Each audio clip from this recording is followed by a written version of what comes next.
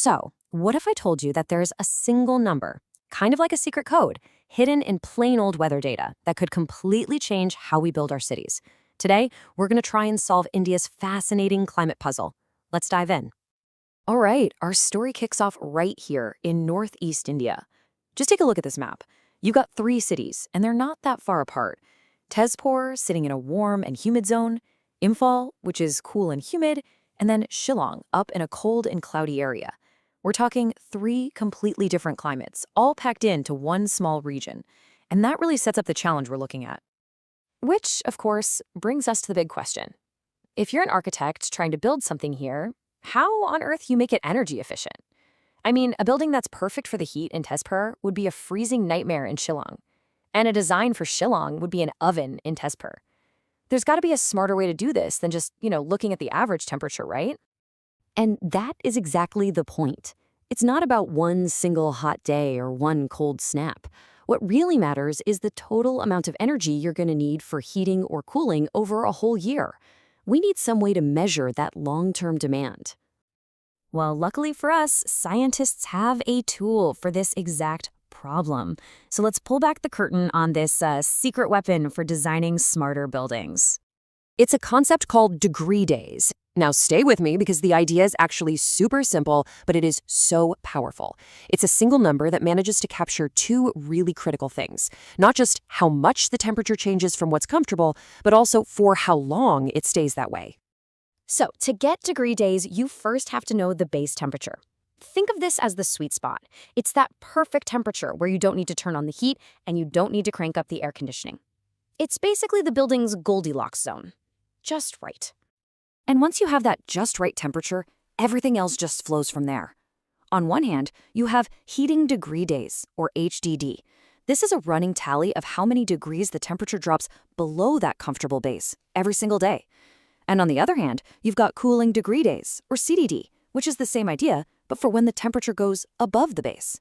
So a high HDD number means you're going to need a lot of heating. A high CDD number, you'll be needing a lot of cooling. It's that simple. Okay, theory's over. We have our tool. Now let's go back to our three cities and see what the data actually tells us about what they really need. First up, Tezpur, the warm, humid zone. And whoa, just look at this chart. The data pretty much speaks for itself. The bar for cooling degree days is absolutely massive. And the one for heating degree days, you can barely even see it. The story here could not be clearer. Any building in Tezpur is going to spend almost all its energy just trying to stay cool, period. Now, let's jump over to Shillong, our cold and cloudy city. And yup, it is the complete opposite. The picture is totally flipped on its head. Now there's this huge bar for heating degree days, and the cooling bar is, well, it's basically non-existent. Shillong's entire energy story is about one thing: staying warm. And finally, that brings us to Imphal, the cool and humid zone. And this is where it gets really interesting. It's a much more balanced picture. Both the heating and the cooling bars are pretty substantial. This tells us that Imphal is a whole different beast. It's got a composite climate, meaning it needs a lot of energy for heating in the winter and for cooling in the summer. It's a true mixed demand zone. So, okay, we've got these three totally different climate profiles, all captured by a simple number. But so what? How does this help us actually build things? Well, let's see how we can translate this data into a real design blueprint. It actually creates a really clear, logical roadmap. Step one is always to analyze the local degree days. For a high CDD zone like Tezpur, you make cooling the priority. We're talking sun shading, good ventilation, things like that. For a high HDD zone like Shillong, you do the exact opposite. You focus on trapping heat with tons of insulation and windows designed to catch the sun. And for a mixed zone like Imphal, well, that's the real puzzle. You need a flexible, balanced design that can handle both extremes efficiently. So this isn't just some interesting academic exercise for one part of India. This way of thinking has huge implications for how we build our cities all over the world. Let's zoom out and see why this really matters to all of us.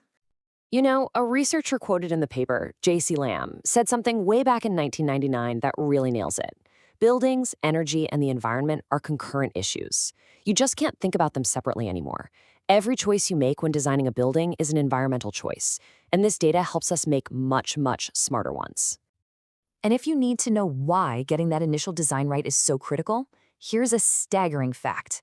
The paper points out that over 80% of a building's total energy use happens after it's built, during its day-to-day life. That means the decisions made on the blueprint have consequences that echo for decades to come.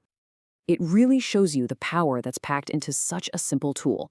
Degree days don't just help us design one building better, they help us forecast the energy needs of an entire region. They help lower energy bills for all of us. And by cutting down on wasted energy, they directly reduce greenhouse gas emissions. All of it leads to smarter, more sustainable cities for everyone. So as we wrap this up, it kind of leaves us with one last thought. Look around your own home, your apartment.